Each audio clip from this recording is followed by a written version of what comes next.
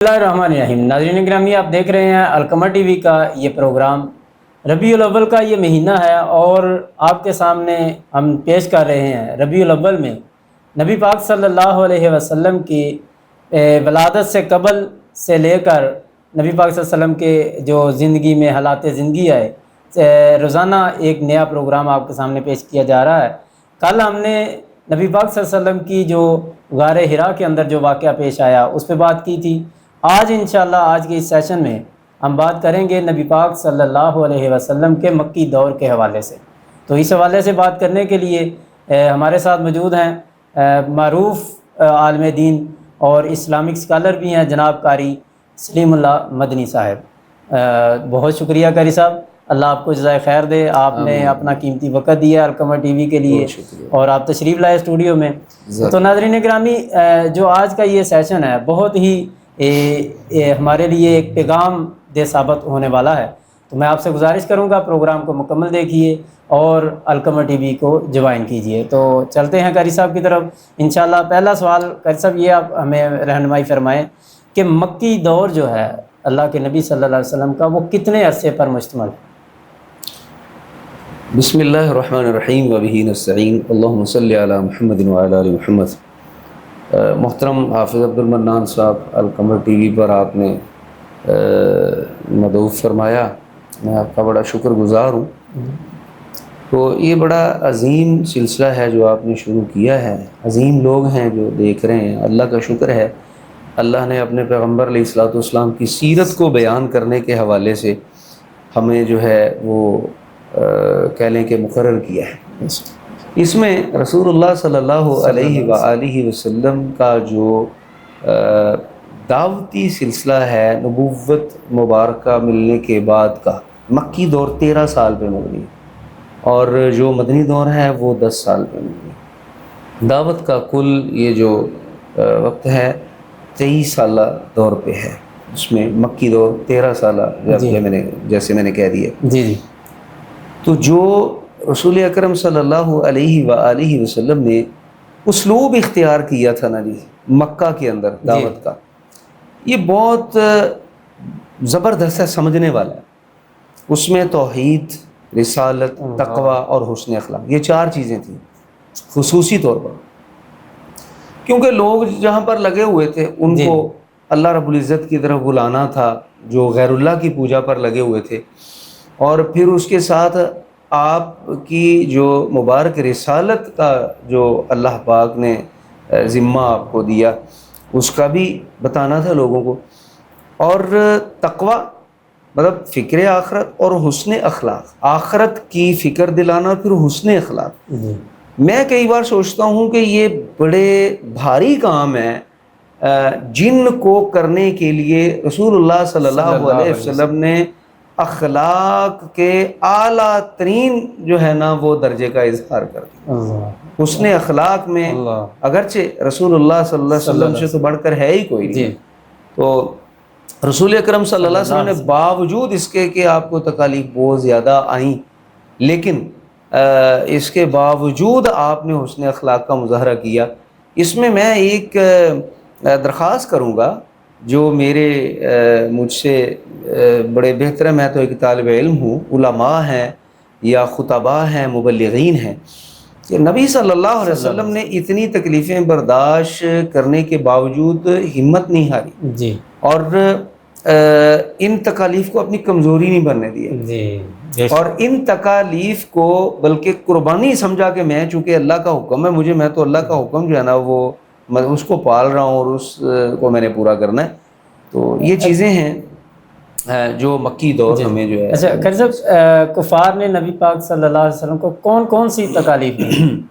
नबी अलैहिस्सलातु वस्सलाम को तकालीफ तो बहुत ज़्यादा जिस्मानी भी, मुआशी भी, मुआशरती भी और समाजी हवाले से भी, जैसे किसी को टार्चर करते हैं और ज़हनी तकलीफ़ देते हैं, किसी किस्म की कोई कसर नहीं उन्होंने उठाई।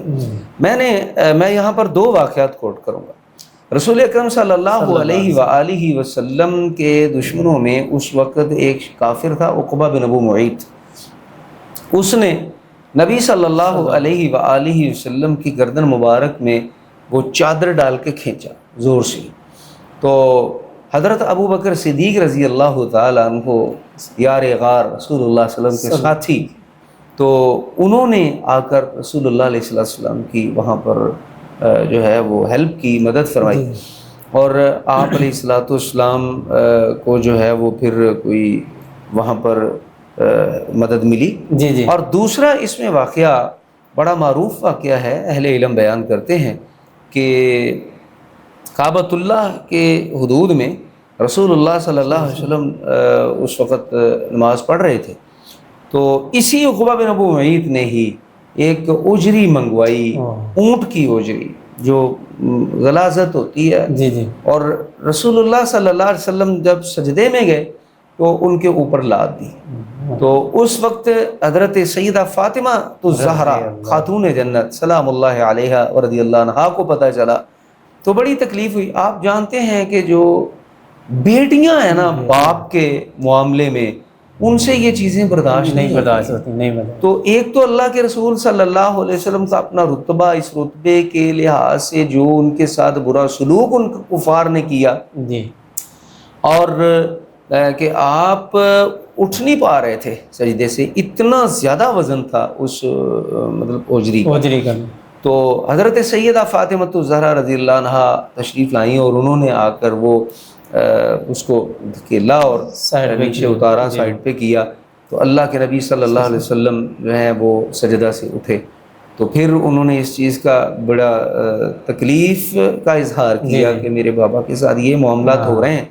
یعنی کہ اس آخر حد تک جہاں تک بندہ کہہ سکتا ہے نا، وہ تکالیف دینے کے لیے آپ یقین کریں بڑے پیارے لفظ آپ نے بولے ہیں، اخیر حد تک اللہ کے حکموں کو لوگوں تک پہنچانے کے لیے آپ نے جو تکالیف اٹھائی ہیں نا، اخیر ہو گئی. اچھا، شیب ابی طالب کا جو واقعہ ہے وہ کیا ہے؟ شیب ابی طالب جو ہے یہ اہل اسلام کو جب کفار روک نہ سکے ان کی اس محنت کو اور ثمرات کو، اور دن بہ دن لوگ بڑھتے گئے، اسلام میں داخل ہوتے گئے ایک ایک دو کر کے، تو پھر کفار نے یہی ایک منصوبہ بندی پہلے بھی وہ کر رہے تھے. یہ ایک معاشی اور سماجی اور کاروباری لحاظ سے پھر انہوں نے یہ کام کیا کہ ان کے ساتھ بائی کاٹ کیا جائے. حضرت محمد رسول اللہ صلی اللہ علیہ وسلم کو جو ہے وہ اس شیب ابی طالب جو ایک گھاٹی تھی ایک پہاڑ کی طرف، ان سب کو نبی علیہ السلام کے ساتھ جتنے بھی پیار کرنے والے، ساتھ دینے والے، یا ان کے صحابہ تھے یا خاندان والے، تو وہ سب کو انہوں نے ادھر جو ہے وہ محصور کر دیا، سمجھے قید ہو گئے سارے. اور وہاں پر جو ہے آپ سیرت کی کتابوں کو پڑھیں گے تو پتہ چلتا ہے کہ بچوں کے رونے کی آوازیں آتی تھی. کوئی چیز سامان خورد و نوش تو ان کو مل ہی نہیں رہا تھا، کوئی مطلب چھپ چھپا کے کوئی نہ کوئی چیز دی جاتی تھی، تو اس کا بھی کبھی پتہ چل جاتا تو وہ بھی راستے میں چھین لیتے تھے یا ضائع کر دیتے تھے. تو چمڑا جو ہے نا پانی کے اندر بھگو کے اللہ کے رسول صلی اللہ علیہ وسلم اور آپ کے ساتھی رضی اللہ عنہم وہ اپنی بھوک اور پیاس کو مٹاتے تھے. اتنی زیادہ اس شیب ابی طالب میں دین اسلام کی تبلیغ کی وجہ سے آپ نے تکلیف، یہ ساری تکالیف صرف دین اسلام، صرف اللہ کی رضا کی خاطر ہیں اور اللہ کے دین کو لوگوں کو پہچانے. یہاں پر میں ایک گزارش کروں گا، دیکھیں میں تو چھوٹا ہوں، گزارش ہی کر سکتا ہوں. ہم خوش نصیب ہیں، اللہ تعالیٰ نے ہمیں اپنا دین دیا ہے، مبلغ ہیں، اللہ نے اپنے مبلغین میں ہمیں جو ہے نا وہ شمار فرمایا اور ہماری ذمہ داری لگائی کہ ہم اللہ کے دین کو لوگوں تک پہنچائیں. ہم جب تھوڑی سی پریشانی آتی ہے گھبرا جاتے ہیں، حالانکہ اللہ کے نبی صلی اللہ علیہ وآلہ وسلم نے ان پریشانیوں کو اپنی ناکامی کا سبب نہیں بننے دیا، بلکہ ان پریشانیوں کو قربانی سمجھا کہ چونکہ میں اللہ کا حکم کی پابندی کرتے ہوئے میں نے یہ کام کرنا ہے اور باقی نتائج اللہ کے سپرد ہیں، ہمیں بھی یہی چیز اپنانی چاہیے. اچھا کہ صاحب طائف کا جو واقعہ ہے وہ ہے کیا طائف کا؟ جی، اس میں رسول اکرم صلی اللہ علیہ وآلہ وسلم نے چونکہ مکہ مکرمہ میں ہی یہ تبلیغ کا سلسلہ شروع کیا تھا، جی، جب وہاں پر بہت زیادہ تکلیف پہنچی اور لوگ جو ہے وہ مطلب کوئی خاطر خواہ تعداد جو ہے آپ کے ساتھ مل نہیں رہی تھی. جی جی تو رسول اکرم صلی اللہ علیہ وآلہ وسلم نے پھر یہ سوچا کہ تھوڑا سا اسی علاقے سے باہر کسی علاقے میں جا کر دین اسلام کا پیغام پہنچایا جائے. جی. تو انہوں نے پھر طائف کی وادی کا علاقے کا انتخاب کیا. تو جو ہمارے حجاج کرام اور معتمرین حضرات جاتے ہیں وہ ماشاءاللہ اس علاقے کا بھی وزٹ کرتے ہیں. اللہ ہمیں بھی بار بار نصیب فرمائے. آمین. تو وہاں پر جا کر آپ علیہ الصلوۃ والسلام نے دین کی تبلیغ کی اور پیغام پہنچایا. تو تقریباً کوئی 10 دن کا وقت وہاں گزارا آپ نے، لیکن کسی نے آپ کی دعوت کو قبول نہیں کیا. تو آپ کے ساتھ آپ کے ایک غلام تھے زید رضی اللہ تعالیٰ عنہ، تو وہ منہ بولے بیٹے بھی تھے. تو نبی علیہ الصلوۃ والسلام نے جب دعوت کو پہنچایا تو ایک تو انہوں نے ان لوگوں نے جو اس علاقے کے لوگ تھے غیر مسلم کفار، انہوں نے رد کیا آپ کی دعوت کا. دوسرا پھر آپ علیہ السلام کے ساتھ یہ زیادتی کی کہ وہاں کے جو نوجوان تھے نا، آپ کو پتہ ہے طالب علم نوجوان جس کے پیچھے چڑھ جاتے ہیں، حکومتوں کے پیچھے چڑھ جائیں تو نقصان کر جاتے یا جو بھی. تو وہاں پر انہوں نے نوجوانوں کو رسول اللہ صلی اللہ علیہ وسلم کے پیچھے لگا دیا، جو اوباش لوگ تھے، جنہوں میں انسانیت ہی نہیں تھی، ان کو پتہ ہی نہیں تھا کہ یہ کون ہے. تو پھر انہوں نے پتھر، ہمارے روایات میں آتا ہے کہ آپ علیہ السلام کا نبوت والا جس میں اطہر زخمی ہو گیا، حتیٰ کہ خون بہہ بہہ کے تو جو آپ کے نالین مبارک تھے، جوتے، وہ بھی جسم کے ساتھ چپک گئے اور اتارنے سے بھی بڑی مشکل سے اترے. تو اسی دوران آپ علیہ الصلوۃ والسلام سے کہا گیا، حضرت زید رضی اللہ تعالیٰ عنہ نے کہا کہ اللہ کے نبی ان کے لیے آپ بد دعا کر دیں، لیکن آپ نے بد دعا نہیں کی ان کے لیے. تو بہت ہی قیمتی جملہ یہاں اگر آپ اجازت دیں میں وہ عرض کر دوں. نبی علیہ الصلوۃ والسلام نے فرمایا کہ بل ارجو ان یخرج اللہ من اصلابہم من یعبد اللہ وحدہ، کہ میں امید کرتا ہوں کہ اللہ تبارک و تعالیٰ ان کی نسلوں میں سے، اگر آج یہ نہیں مان رہے، ان کی نسلوں میں سے ایسے لوگ پیدا کرے گا جو اللہ رب العزت کی توحید کا جو ہے وہ آوازہ بلند کریں گے. اور ایسا ہوا. واہ، کتنا رحیم کریم نبی ہے جی. کوئی شک نہیں کہ دیکھیں پتھر کھا کر بھی بد دعا نہیں دی. بالکل صحیح. اللہ اکبر. اچھا قاری صاحب، کیا نبی پاک صلی اللہ علیہ وسلم نے اپنے دشمنوں سے بدلہ بھی لیا تھا؟ یہ بڑا اہم سوال ہے، اور اس میں ہمارے لیے بہت پند و نصائح ہیں. یہ جو سیرت کا پہلو آپ ہم مل کر اجاگر کر رہے ہیں، اصل میں اللہ تبارک و تعالیٰ کے پیغمبر علیہ الصلوۃ والسلام نے ذاتی معاملہ نہیں اس کو سمجھا، اس کو اللہ کا حکم سمجھ کر یہ کیا، اور اس میں ذاتی انتقام کی کوئی وجہ نہیں بنتی. ہاں، جہاں پر اللہ تبارک و تعالیٰ کی حدود کے قیام کا مسئلہ آیا ہے، اللہ تبارک و تعالیٰ کی عزت اور شان میں فرق لانے والوں کے جو کرتوت دیکھے اللہ کے نبی نے، وہاں پر حدود قائم کرنا یا سزا دینا یا بولنا، آواز اٹھانا، وہاں پر اللہ کے رسول صلی اللہ علیہ وآلہ وسلم نے آواز اٹھائی ہے. وگرنہ آپ کے ساتھ تو لوگوں نے بڑا کچھ کیا، استہزاء کیا، آپ کو نعوذ باللہ گالیاں بھی دی، شاعر کہا، کاہن کہا، یہ تو شاعر ہے، یہ تو کہانت کرتا ہے، یہ تو جادوگر ہے، نعوذ باللہ من ذالک. تو قرآن مجید نے رسول اللہ صلی اللہ علیہ وسلم کے متعلق انہی بیانات کا رد کرنے کے لیے سورہ القلم اتاری. اعوذ باللہ السمیع العلیم من الشیطان الرجیم، بسم اللہ الرحمن الرحیم.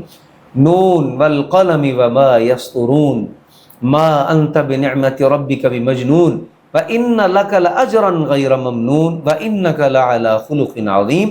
تو قرآن مجید نے بھی یہ بیان کیا. نون اس کا تو مطلب اللہ ہی جانتے ہیں. قلم کی قسم ہے جو وہ لکھتی ہے، اس کی سطور کی قسم جو اس نے نقل کیا ہے.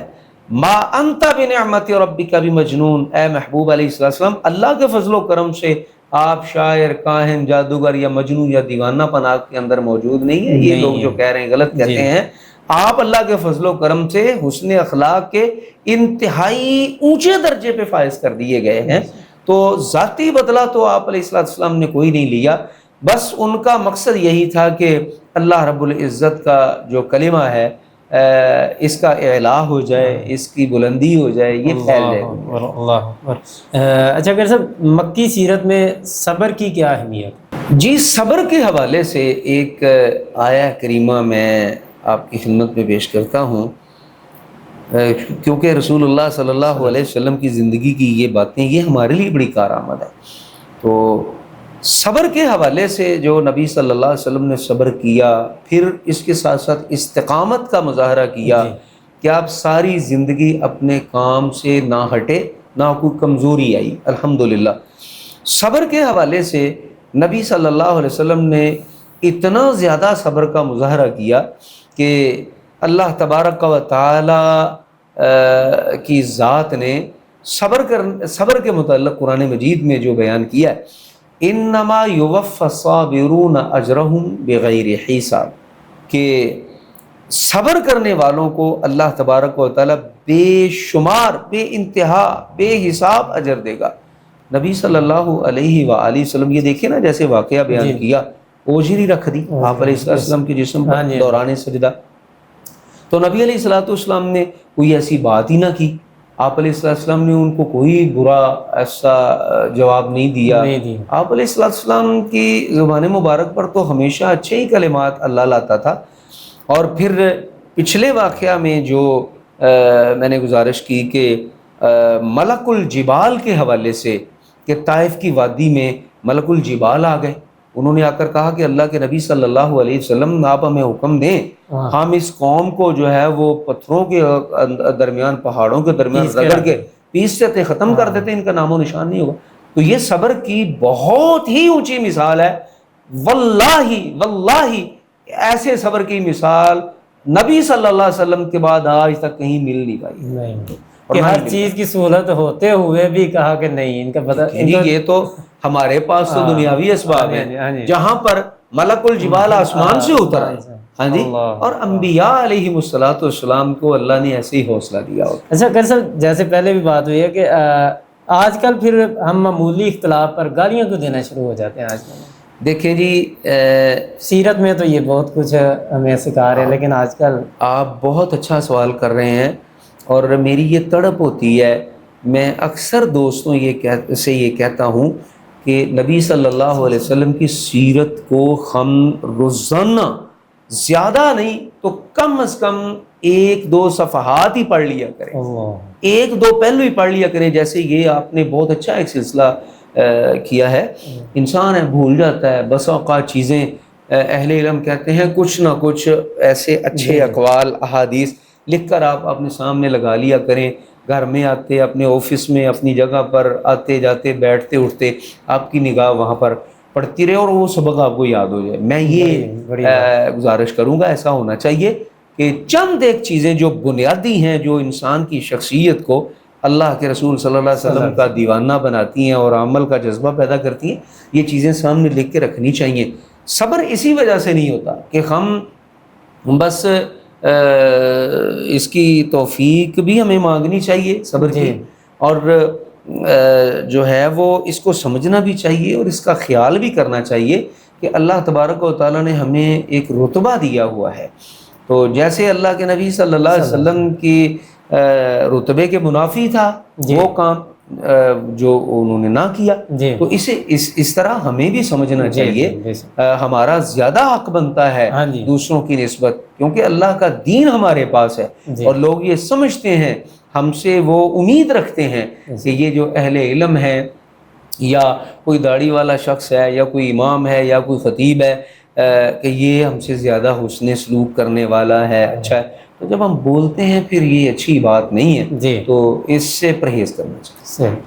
اچھا ڈاکٹر صاحب، طائف کا جو واقعہ ہے وہ آج کل کے سوشل میڈیا کے دور میں ہمیں کیا سبق دیتا ہے؟ یہ آخر کے اندر یہ طائف کا جو واقعہ ہے، ہمیں سبق اس سے یہ بڑا بہترین مل رہا ہے کہ ایک تو دعوتی میدان کے اندر جو ہے وہ ہمیں ٹھہراؤ لانا چاہیے، جلد بازی، ہم چاہتے ہیں کہ بس آج میں نے خطبہ جمعہ پڑھایا کل اتنے بندے جو ہیں نا وہ مسلمان ہو جانے چاہیے، ایسا نہیں ہوتا۔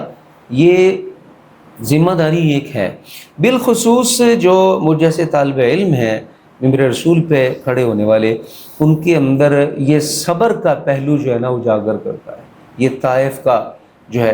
اور پھر اس کے ساتھ ایک چیز ہمیں ملتی ہے، جی جو نینوا کا وہ تھا غلام عداس عیسائی تھا، طائف کے میدان میں، طائف کے اندر ہی جب رسول اللہ صلی اللہ علیہ وسلم واپس آ رہے تھے تو ایک باغ میں بیٹھے، جو ربیہ کا باغ تھا، وہ بڑا مشہور ہے۔ تو وہاں پر وہ جو غلام تھا عیسائی عداس، وہ نبی صلی اللہ علیہ وسلم کے لیے انگور لے کر آیا۔ تو میں سمجھتا ہوں کہ یہ چیزیں بتاتی ہیں کہ دیکھیں وہاں اگر آپ کی دعوت کو انہوں نے قبول نہیں کیا تو اسی بستی سے اللہ تعالیٰ نے آپ کی خدمت کرنے والے بھی پیدا کر تو مطلب صبر آنے کے لیے اللہ تعالیٰ، تسلی کے لیے اللہ رب العزت نے دلوں کو بوڑا۔ اور پھر اللہ کے نبی صلی اللہ علیہ وسلم نے جب بسم اللہ پڑھا تو بسم اللہ پڑھا تو وہ عیسائی غلام حیران ہو گیا کہ یہ بسم اللہ کا یہ کیا کہہ رہے ہیں۔ تو پھر اللہ کے نبی صلی اللہ علیہ وسلم نے اپنا تعارف بھی ان کو کروایا اور پھر پوچھا کہ آپ کہاں کے رہنے والے ہو، اس غلام کو جو عیسائی تھا۔ تو آپ علیہ السلام نے جب پوچھا تو وہ کہتا کہ میں نینوا کا رہنے والا ہوں۔ حضرت یونس علیہ السلام نینوا کے رہنے والے تھے۔ تو پھر انہوں نے کہا کہ ہاں میرے بھائی یونس نینوا کے تھے۔ تو وہ کہتا ہے آپ کا تعارف کیا، آپ کون ہیں؟ پھر آپ نے اپنا تعارف کروایا۔ تو یہ چیزیں بتاتی ہیں کہ دعوت میں ٹھہراؤ ہو اور اللہ سے ثمرات کی امید ہو، نا امیدی کے ساتھ یا دنیاوی لالچ جو ہے اس کے لیے کام کرنا، یہ ہمیں طائف کا واقعہ یہ بتاتا ہے کہ اللہ کی رضا کے لیے تم جو ہے نا وہ قربان ہو جاؤ، تمہارے سارے سلسلے اللہ خود سی۔ پنجابی کا ایک کہتے ہیں نا مالی دا کم پانی دینا، ہاں جی ہاں جی، پر مشکاں پاوے، مالک دا کم پھل پھول لانا لاوے یا نہ لاوے۔ اچھا قاری صاحب ماشاءاللہ آپ ایک بہت پیارے ثناخوان مصطفیٰ بھی ہیں صلی اللہ علیہ وسلم۔ اللہ پاک نے آپ کو بڑی ہی باکمال آواز بھی دی ہے، اللہ نے ملکہ دیا ہے۔ تو میں چاہتا ہوں کہ آخر میں کوئی نعت رسول آپ جو بھی کلام سنانا چاہیں آخر میں ناظرین کے لیے۔ جی انشاءاللہ میں کیوں نہیں سناؤں گا، یہ اللہ کا عطا کردہ ایک جذبہ بھی ہے، فن بھی ہے، گاڈ گفٹڈ جس کو کہتے ہیں۔ میں فخر سمجھتا ہوں اللہ کے رسول صلی اللہ علیہ وسلم فنی کرنا اور ان کی مدح سرائی کرنا، تو میں ضرور آپ کی خدمت پہ پیش کرتا ہوں۔ اللہم صلی علی محمد وعلی آل محمد۔ حضور آئے تو کیا کیا ساتھ نعمت لے کے آئے ہیں، حضور آئے تو کیا کیا ساتھ نعمت لے کے آئے ہیں، اخوت علم و حکمت آدمیت لے کے آئے ہیں، اخوت علم و حکمت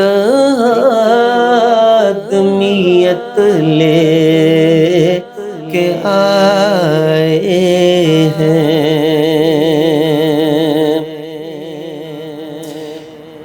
خدا نے رحمت للعالمین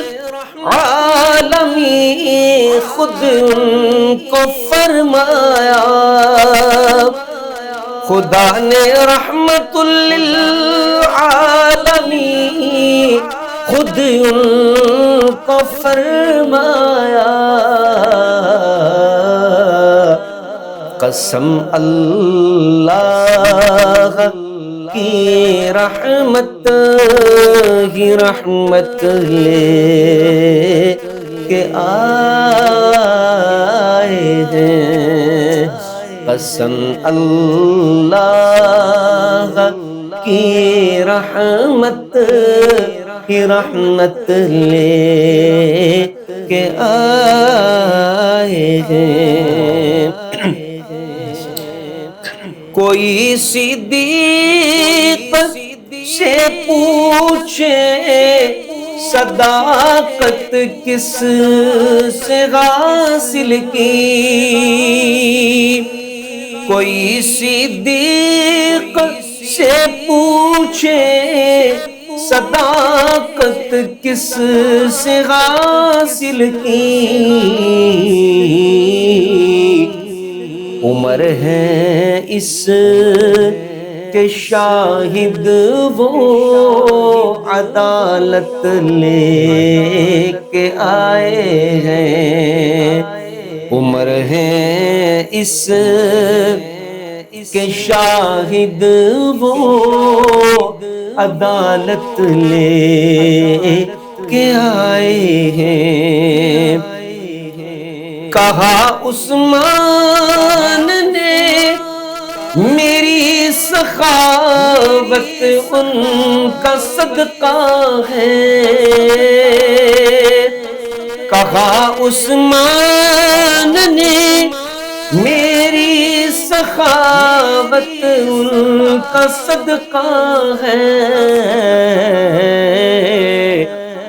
علی دیں گے شہادت وہ شجاعت لے کے آئے ہیں، اخوت علم و حکمت آدمیت لے کے آئے ہیں۔ صرف دو اشعار مزید۔ جی جی۔ رہے گا یہ قیامت تک سلامت معجزہ ان کا، رہے گا یہ قیامت تک سلامت معجزہ ان کا، وہ قرآن مبین نور ہدایت لے کے آئے ہیں، وہ قرآن مبین نور ہدایت لے کے آئے ہیں، اخوت علم حکمت آدمیت لے کے آئے ہیں، امی بن کر امانت اہل دنیا کو وہ پہنچا دی، امی بن کر امانت اہل دنیا کو وہ پہنچا دی، جو جبریل امی ان تک امانت لے کے آئے ہیں، اخوت علم حکمت آدمیت لے کے آئے ہیں، حضور آئے تو کیا کیا ساتھ نعمت لے کے آئے ہیں۔ ماشاءاللہ ماشاءاللہ ماشاءاللہ جی، اللہ پاک آپ کے علم و عمل میں برکت دے، اللہ آپ کی آواز میں بھی مزید برکت دے۔ ماشاءاللہ بہت خوبصورت کلام پیش کیا جی۔ الحمدللہ۔ تو ناظرین گرامی، آپ نے آج کا پروگرام سنا، بہت ہی یہ سبق آموز واقعات ہوتے ہیں، جو باتیں ہوئی ہیں، اگر ہم سمجھنا چاہیں، اپنی زندگی کو بدلنا چاہیں تو ہمارے لیے بہت سا سبق ہے ان باتوں میں۔ تو ہم اس دعا کے ساتھ آج کے اس پروگرام سے آپ سے اجازت چاہیں گے کہ اللہ تعالی ہم سب کو عمل کی توفیق عطا فرمائے۔ ملتے رہیں گے انشاءاللہ پھر روزانہ رات 8 بجے یہ پروگرام آپ دیکھیں القمر ٹی وی پر، زیادہ سے زیادہ لوگوں کو دعوت دیجئے، یہ پیغام لوگوں تک پہنچائیے۔ پھر ایک نئے پروگرام میں دوبارہ ملاقات ہوگی، تب تک کے لیے اللہ حافظ۔